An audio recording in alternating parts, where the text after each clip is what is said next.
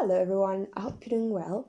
Today I want to share with you a few episodes that happened while I was traveling with the van that were a little bit creepy, a little bit scary, and I just thought I would share them with you just to entertain you.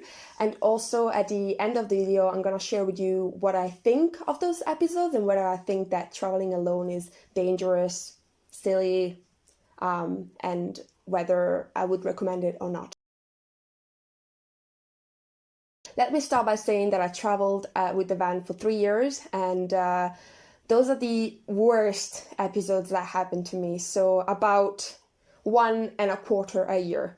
Let's just start saying that. It's not like every night it was like this. But so the first one that happened, I was in Germany at the Lake Genève, and I had found a really cool parking for the night. At least I thought it was a cool parking that was overlooking the lake. And supposedly you weren't supposed to stay there the night or camp the night, but I thought I would risk it anyway. And so I went for a little wander in the town, which I forgot the name of. And when I came back, it was already dark. Parking was totally empty and there were no lights. And so I actually needed to go to the toilet, and I knew there was a toilet just at the entrance of the parking. And so I made my way to go to the toilet, and on my way there, I saw this guy in the darkness. He was basically punching the air. Like, I can't describe it in any other ways. He looked like he was training for some kind of boxing or kickboxing by himself in a parking lot. So I thought, that's a little bit weird, and he wasn't too close to the bathroom. He was maybe like 50 meters, so I could see him, and I didn't know if he saw me, and I just thought, okay, I'm gonna go quick in the bathroom, and then go to the van. And I just thought, that's a bit weird, but whatever. And I go out of the bathroom, and he was still there kicking the air. And I started making my way to the van, which was about 200, 300 meters away. And so I started walking towards the van, and I hear him, I suppose, walking behind me. I say I suppose because I didn't turn back to see if it was him, but it was just me and him in the parking. So I assume it was him. And I heard basically him walking behind me. And so I started freaking out because, again, there was no other cars, so it wasn't like he was going back to his car. There was only my car, and it was only me and him. So it was dark again, so I started walking very fast. I didn't start running, but I did start walking very fast to the van. At this point, I could hear his steps, but he wasn't that close that I needed to run, and I didn't want to turn just because I guess I was scared to see what was behind me. And so I just started walking very fast to the van. I opened the door, I put Ori in it, like I took him by weight, and I put him in because usually he would take his time to get in the van. So I took him and I threw it in the van, and I just went in, closed all the doors, and left. And on the way back, I didn't see him. I didn't see where he was, but yeah, that's the story. So nothing happened. Like, I wasn't, assaulted or anything, but the feeling was that I felt that if I didn't get out of there very quickly, something really bad would happen. And already from the start, this guy seemed very weird. And now thinking back of it, maybe I should have run. I don't know. I don't know if I was lucky. But yeah, that's one of the stories. And I was really upset because I didn't know what to park, and I thought I had found a really good parking spot, and then at 6 o'clock I found myself like having to find another parking in an area that wasn't really van friendly. So that pissed me off as well. But yeah, that's the first story. Okay, the second story, it's a bit of a lighter one, and then there's gonna be two like more creepy ones. But the second one happened in Canterbury in England, in the south of England, and I thought that was a like kind of a posh place, and I had parked next to it was kind of a big park in the suburbs of Canterbury, and I had spent there already 2 nights. and I was, I think, waiting. Oh, I had to do an exam for university in Canterbury, and I was waiting to get it done, I think, and then I was supposed to leave England with the ferry. And so I parked my van on the side of the road, and I was in it. I think I was eating or reading, I don't remember. And I had left the van open because I was in it and I didn't think about closing it, which was stupid. And so from the outside, you could see that the van was open because, you know, there's those things on the door that show up if it's open and down if it's closed. And so I was in the back of the van just doing my own things. And then at one point, a guy opened the driver's door, and he came in and he was like, with his hand, he was reaching the passenger seat, although there wasn't much, but I guess he was just trying to see if he could get anything, or maybe he had seen something. I don't quite remember what was on the passenger seat. But anyway, the situation is I'm on the back of the van and he didn't see me, and he opened the door and he just came in and like was trying to reach something on the passenger seat. And I didn't think at that point. I just said, "What are you doing?" basically. And he turned and he started running away. And that was it. And afterwards, you know, when the adrenaline goes down, I started thinking, man, if this guy was armed or anything and he was, you know, taken by surprise, then who knows what he could have done. But luckily, he was just scared more than me probably, and he started running away. But what a stupid thing to leave the van open, even if I'm in it. And so from that moment, I always close the van, obviously, and that taught me a lesson. But yeah, that was, it wasn't scary on the moment. I was more like, what the hell? But afterwards, when you start thinking of it, I was like, oh my God, I was lucky, and that was really silly of me to leave the doors open. And also, I think I had misjudged the place, because again, I had this idea that Canterbury was really posh, and so I didn't really think that nothing bad would happen. And you always have to keep your, you know, your antennas going, even when you think it's a posh place, basically. And if you live in Canterbury, let me know if it is a posh place or not, or if it was just in my head. Okay, the third one happened in Inverness, or just outside Inverness.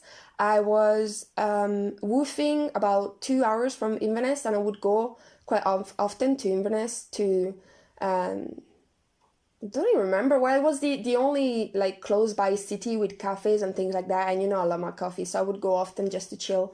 And there was this parking, it's the forestry commission parking, which I would use a lot in Scotland because they are usually in the forest and it's the start of paths of walks, so it would be perfect to be in nature. It's usually quiet and it would be the start for walks to walk Odie, so I would often use those places. And there was one just about 20 minutes from the city centre of Inverness, and so I think it was the first time that I stopped there, or maybe the second time, I don't quite remember. But anyway, the story goes, I arrived there at the late afternoon, and there was another car just next to where I parked, and there was a guy inside, a lone guy, and from the moment I arrived, he started staring at me, but like staring, he wouldn't stop staring. And from the moment I arrived, I didn't want him to see that I was going on the back of the van, and I didn't want to get out of the van either because I didn't feel safe. It felt really weird. And basically, he just kept staring inside the van for what seemed like ages, and I just pretended to do stuff with the phone. And again, I didn't quite have a plan B for the parking, so I wanted to stay in that place for the night, and I was hoping that he would leave, and then, you know, I would just be okay staying there in the van, because around Inverness is not like there was a lot of places, and I knew this place was a good place, so I kind of wanted to stay there. And so, yeah, he kept staring at me, and then he went outside of the van, and I took advantage of that moment to go on the back of the van and like just disappear. But from the back of the van, I could see outside. People couldn't see inside, but I could see outside because I had like blackened windows. And so unless there was light inside, people couldn't see inside. And from the inside, from the back of the van, I could still see him like acting really weird. And like he kept checking his phone and like looking at me and like checking his phone, looking at me. Then he had gone for a walk. And then he came back, and then he'd gone for a walk and came back again. He was acting very strange. And again, if I had any other option for parking for the night, then I would have left. But I was kind of tired, and I just wanted to be, in a nice spot, which that spot was. And I was just hoping that he would leave eventually. But anyway, this went on for what felt like forever, and I was getting ready to just leave if he didn't leave soon. And at the end, he did leave. So I don't know what the deal was with this guy. I have a feeling, to be honest. I think that place is a place where people meet to do kinky things in the forest. And I think that perhaps that was the day where people would meet, and he was waiting for people, and he thought I was one of those people. And so he was kind of waiting to see whether he should approach me or not. It's just, bleh. And I guess nobody came because at the end he left. And that's the only explanation I have. It's either that or drugs. Maybe he was waiting for somebody to buy drugs from, and he didn't know what they looked like. And so he kept staring because he didn't know whether he should approach me or not, and whether I was the drug dealer or not. I don't know what his deal was, but it was super, super freaky. And then the last one, it's the creepiest one. And I don't know, I have mixed feeling about this because I actually had made a video about this instance and I privated it because I didn't feel like I explained it properly and I gave the wrong message. And so you can't see that video anymore. But it happened just before I sold the van actually, and Odie had just died. And so I went to Coniston in the Lake District in England to spread his ashes. And so I did that, and the plan was to sleep in the parking lot, which is at the start of the walk to go to Coniston the night, because it's a really quiet spot, and it was actually on Park for Night as well, and people were like, yeah, it's a good spot. And also to get there was this huge steep hill that I was able to climb, but it was such a hassle. And so I was like, I got here, I'm gonna sleep here the night because I don't want to go down. And anyway, so that was my plan. So it was late afternoon, I think, and I was inside the van. I had climbed the Coniston Hill in the morning, and I was tired, and I was just in the van chilling. I think I was maybe making jewelry while listening to podcasts.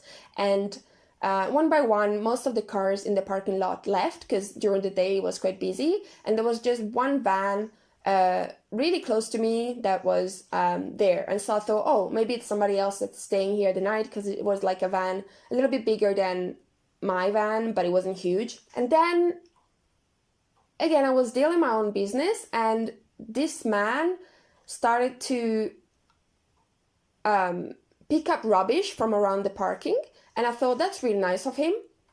And then he removed his shirt, and at the time, I thought that maybe he was warm, although it wasn't that warm outside. But anyway, he removed his shirt. And then, while I was, again, doing my thing, I see him that he was still walking around, collecting rubbish and, like, looking around. And he was coming really close to the van, to my van. And I could see him, like, circling the van. And then at one point, I see this guy, this older man, doing this inside the back of the van. And so you have to imagine, I'm by myself, this guy shirtless, looking like this inside the van, and I was just like, what the hell is he doing? And then again, he turned on the other side of the van, and he picked again in the van on the other side. And I don't exactly remember I don't remember if I said like hello or if he said, oh, I'm sorry. But anyway, he realized that there was somebody in the van, and he backed off. And I have to say, I had my vent open on the top of the van, and I had a podcast going, and I had my boots outside as well because they were wet and I was trying to dry them, which details that are important, because I'll tell you later. But basically, yes, he backed off, and then he came back saying, "I'm really sorry I picked in. Would you like a beer? I can offer you a beer. I'm really sorry. I wasn't meaning to like disturb you." And I was like, "No, don't want a beer. Thank you very much." And it was like, he kept kind of trying to understand whether I was by myself or not, by saying things like, "Oh, I can offer you both a beer," so that he could know whether I was by myself or not. And obviously I didn't say I was by myself. I kind of dodged the question, but it felt weird. I didn't know whether he was being creepy, whether he was just a bit weird of a guy. And just the whole situation made me very uncomfortable, and I just wanted to get out of there. And I had an issue with the van, the solenoid. So sometimes it would take me a little while to switch it on, and I didn't want to show that it wouldn't switch on, because obviously if this guy was bad intention, then, you know, I would be stuck basically. And that obviously was silly of me not to fix that straight away, but again, you know, it's one of those things. So yeah, I was just waiting for him to basically leave and give me space to go in the front of the van. Also, I had my boots outside, so I would have to go outside, take the boots and other things, and then put them inside. And so I was trying to like wait for him to leave so that I could leave, because I didn't want to get out of the van with him around. Anyway, long story short, after an hour or something, I was just like, you know what, I'm just gonna get out, get in the passenger seat and just pretend that nothing is wrong. And then I was prepared, like, for anything. If anything bad happens, I was prepared. I'm not gonna say with what, but I was prepared. I wasn't just like, oh yeah, nothing's gonna happen and stuff. I was like prepared to fight if necessary. And at the end, we just kind of started talking, and he seemed like a really nice guy. And this is why also I removed that video, because in that video I said, you know, at the end it turned out to be a really nice guy, and he was really friendly, and he didn't make me feel uncomfortable afterwards. But then if I remember the start of our interaction, it's really, really creepy. And so in that video I kind of said, you know, at the end of the day everything was fine, and you know, you shouldn't be, some people just act weird but they don't mean you to harm you. And again, I think that this guy was just, he didn't have bad intentions, but the way that he acted was super suspicious. And even though he didn't have bad intentions, he shouldn't have acted that way, and it was really creepy, and it could have turned out a really different way. And so that's why I removed that video, because I think that I gave it too much of an optimistic and positive switch, and I think it could mislead some people. I was able to leave, and I slept in a much less nice place, but at least I knew I didn't have this creepy guy around looking and peeking inside my van.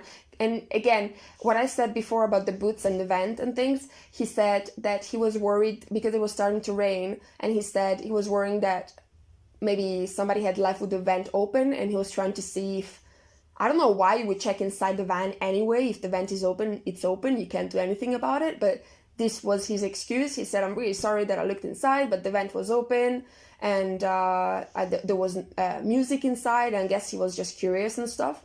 And the boots outside, again, if he had seen the boots outside, then he knew there was somebody inside. So again, it's like, and also one of my rules that I had in the van was to never leave anything outside, so that you would be ready to go whatever happens. And that day I felt, I guess, comfortable, and it had been a long time that I have been traveling with the van, and so, you know, you get more comfortable and you get less careful with things. And so this is why I guess I had left the boots outside.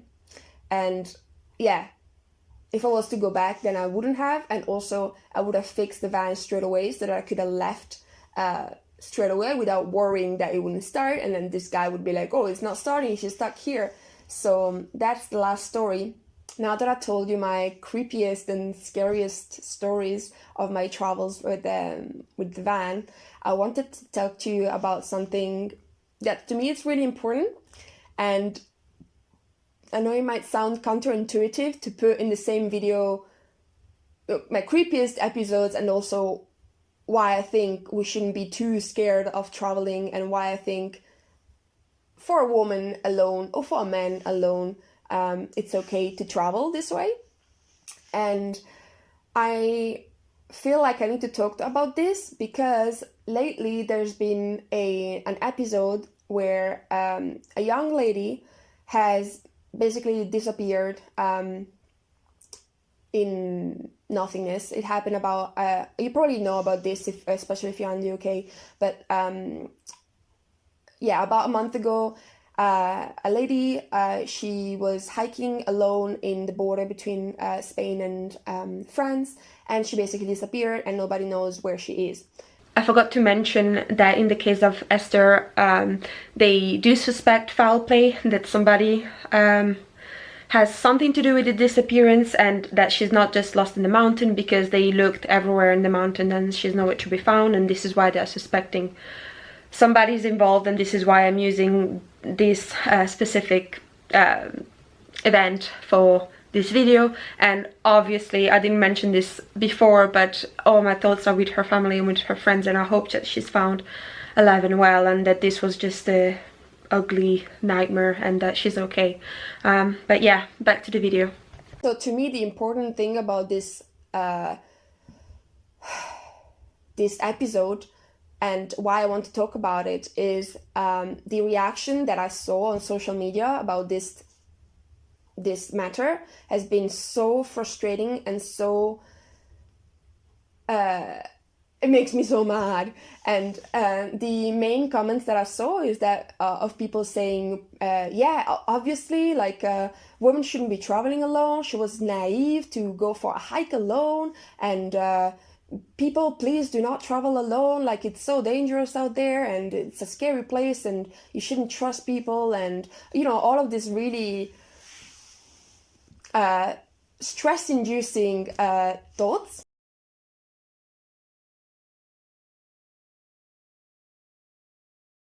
When you hear episodes like this, or episodes like the ones I shared, you might think, oh my god, it is so dangerous out there, I'm not going to leave my house. And so I want to share some stats with you as well, and my thoughts on the matter, if anybody cares.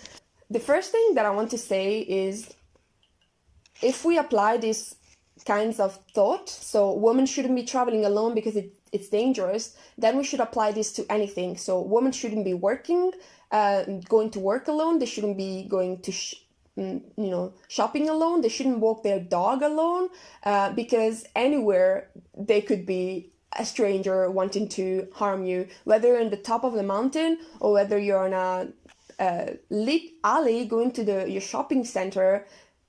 Bad people are everywhere. So if we follow this line of thought that women shouldn't be traveling alone because it's dangerous, then women shouldn't be leaving their house because it's dangerous, because there are bad intentioned people everywhere. And I want to share some stats with you, and if you are young or if you're very sensitive to topics of violence, then I would suggest you skipping this part through, and I'll see you next time. So I looked up a few stats online, and you will find the sources to this on the description bar, and I looked both for murder and sexual assault, which are the two things that I guess, and I think as women and as men as well, especially murder, we are more concerned with. And so in the UK, in 2019, I think this was, only 6% of the murders were committed by strangers, of the female murders. So on 100 murders, only 6% were committed by strangers, and all of the other ones, apart from a section of people that they didn't know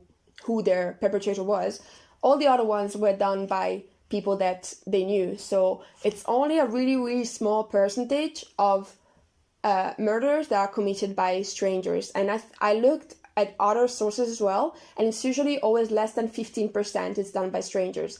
All the rest is usually done by acquaintances, and for women especially, most of the murders are done by ex-partners or partners. And the same goes for sexual assault. For the site Rape Crisis, which again it's a charity in the UK, says that 90% of the women that were victims of sexual assault knew their perpetrators. So it's only 10% that didn't know their perpetrators, and so it was a stranger. So again, if we follow those stats, then we are not safe anywhere. And actually, we are more unsafe at home or around people that we know and that we think care for us than when we are outside in the world, outside of our home and exploring the world. So yeah, I just wanted to share those stats with you. Again, stats differ country by country, but I find that they kind of resemble themselves in the way that usually violence against women especially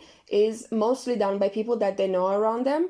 And for men, it's a little bit different. Men are more likely to be murdered, less to be sexually assaulted. So here I'm concentrating more on women just because I am a woman and I can relate to this experience better. And also because people usually bash women for wanting to do things by themselves because it's a stupid idea and because they shouldn't be doing things by themselves. Obviously, I'm not saying that out there it's a beautiful world and everybody would be nice to you and you shouldn't worry about dangers. As I explained in the first part of the video, creepy things have happened to me, and I have been and I am careful about what's out there, and I do a few things to like avoid bad things happening, and I made a full video about safety in a van that I will link here that you can look with a few tips on how to avoid bad situation. The main thing is always follow your gut, always follow your gut because it knows best. Our mind tends to like make excuses and like for people or for their actions. It's just exactly what happened in the 4th episode, I think. My gut was telling me, get out of there. And then my mind was like, oh, but maybe he's just a nice guy who's acting weird. And the fact that I shared those episodes with you, I could share just as many episodes that happened to me, if not more, when I was at home, when I was with people that I knew, and they were much creepier and much more dangerous. So again, just because those things happen in the world when you are by yourself, it doesn't mean that if you weren't in that situation, nothing would happen. Because if you're a woman, you know quite well that anywhere you go, you could be subject to, dangers or attention that you didn't want. And lastly, most important of all, let's stop blaming the victim for what happened to them, and let's start looking at the perpetrators. Let's stop blaming women in general for wanting to do things that are out of the norm, for wanting to do things by themselves, not with a man around, for wanting to do exciting things. The problem is not them. The problem is the people that are harming them. So let's stop saying they were naive and they shouldn't have been there. They were not naive. Like, I'm pretty sure that any woman that's traveling alone or by themselves or hiking alone knows quite well what the dangers are, is prepared, and has some balls, because not everybody can do it. And so I think, I personally feel like saying that they are naive and they were silly is just a way for us to feel better by thinking that it wouldn't happen to us because we're smarter. And the reality is that bad things happen. Bad things are in places that we wouldn't think they are. But let's remember that, let's remember stats. Just let's remember this, and let's be critical of what we see in the media as well, because they know what grabs the attention of people. And I hope this video made sense. Again, I know that it is a bit counterintuitive to share my creepy stories to then say why I think we shouldn't be scared of traveling, but I hope the bait worked and that you stayed until here to listen to what I had to say about the topic. And stay safe, let's support each other, and I shall see you very soon. Bye!